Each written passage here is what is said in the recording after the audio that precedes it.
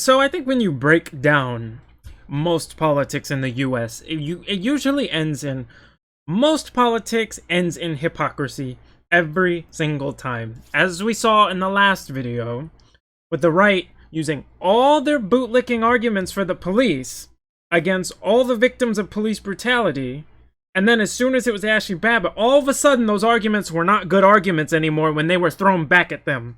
Then they wanted to play victim. Now we're in a similar situation where we have the people who will take your guns, shut down your business, lock you down, now want to scream, "but my rights." And look, I have no problem with the "but my rights" argument. I'm libertarian, that's where I land. So I'm already against mandating anybody put anything in their body. I think it's up to you what you put in your body. But I don't want to hear that argument coming from the people who never listened to that argument before. That is my problem. Imagine destroying somebody's business because someone told you to, even though your oath is to the Constitution, because someone told you to, and then when they say, "Oh yeah, and you have to get a jab," that's when you want to scream, "but my rights." Because it's not that just the police are crying, "but my rights" with mandatory vaccinations, but it's surprisingly, well, or I should say not surprisingly, the most corrupt police in the US, which was Chicago. So I find that funny. And then we've already seen what New York, fucking NYPD, what they've been doing over all the lockdowns and protesting and rioting. We've already seen what they did to people. So I find it funny that these are the two that want to start screaming "my rights" when they didn't seem to give a shit about it before this. Okay, so hours after police officers and their unions opposed vaccination mandates, Chicago Mayor Lori Lightfoot made an emphatic declaration: city employees are absolutely going to be required to be vaccinated. "We absolutely have to have a vaccine mandate," she said, "for the safety of all involved, particularly members of the public who are interacting with city employees on a daily basis." On the same day, John Catanzara, the president of Chicago's Fraternal Order of Police, which represents the city's rank-and-file officers, made it clear he did not intend to comply. "It cannot be mandated," he told the Chicago Sun-Times. "It's that simple." Well, why not? And we're going to get into why not. Just wait. "Our members do not want to be mandated to do anything like that." Again, so? And the battle brewing in Chicago, playing out in cities and towns across the country. Police unions in Tulsa, Oklahoma, Seattle, Syracuse, New York have pushed back against vaccination requirements and has had the union representing the state police in Massachusetts. Isn't it funny? I love New York. They'll shut down your business, fine you for having it open, and then if you don't pay up, they'll come back with guns and drag your ass to a box. But if you tell them they have to get the jab, they're gonna cry like a little bitch. Okay. So I guess "my rights" only applies to certain people, because I guarantee you in a second, de Blasio said, "Okay, police exempt, this is all over," and they will continue on with their vaccine mandate in New York, where they will go after businesses who are refusing to check their passports. I guarantee you those police would do this in 2 seconds. They don't care about your rights. They care about their rights. See, and if we go down, this week, just after days, New York Mayor Bill de Blasio said education department employees must receive at least one dose of the Rona vaccine by September 27. The city's largest police union told its members in an email it would take legal action to defend their right to make personal medical decisions if they face the same requirement. Weird, I didn't see them complaining to de Blasio over the lockdowns. I didn't see them complaining over unlawful use of city tax money. I didn't see them complaining over shutting businesses down for having their door open or letting people sit inside. You can barely even own a gun in New York. But again, is that de Blasio's fault? He sets the rules, but at the end of the day, who is coming to enforce the rules?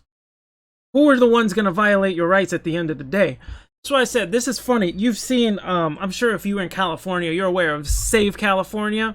They have good intentions, but so many ignorance. The problem is, they were protesting mandatory vaccination, and they were protesting at hospitals, which is the stupidest thing I've ever seen.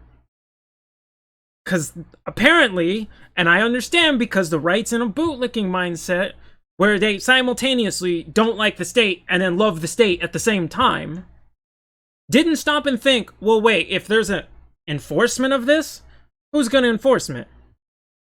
Wouldn't it make more sense to go to City Hall and then go to your local police departments and say, don't you dare enforce this? Because I don't think any nurses are coming to your house. But let's keep going. The police union boss was in Chicago was slammed for comparing vaccine mandates to World War II Germany. I don't even know if I can say it. Mayor Lori Lightfoot and local Jewish groups and a Chicago police officer, just one? Okay. Slammed the head of the city's largest police union after he made a comment comparing the mayor's vaccine mandate for city employees to World War II Germany. For a jab. Not, beating citizens for owning a gun that they was put in the wrong part of their car, like in LA. These people want to jump to this. These are the people who jump to this conclusion over a jab, but not over, locking someone up and arresting them because their rifle was in the back seat of their car, which they can constitutionally have. Okay.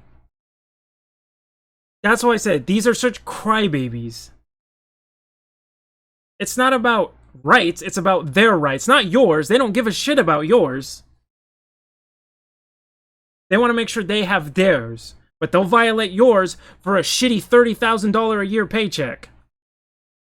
With Lightfoot this week announcing that all employees will be required to be fully vaccinated against the vampirus by October 15th, the Fraternal Order of Police President John Cataranza told the Sun-Times Wednesday that the mayor lit a bomb underneath the membership and began comparing the orders to actions by World War II Germany. The lack of introspection is absolutely amazing. He says, we're in America, goddammit. We don't want to be forced to do anything, period.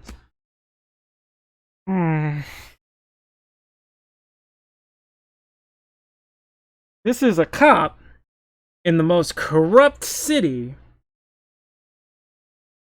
in the US.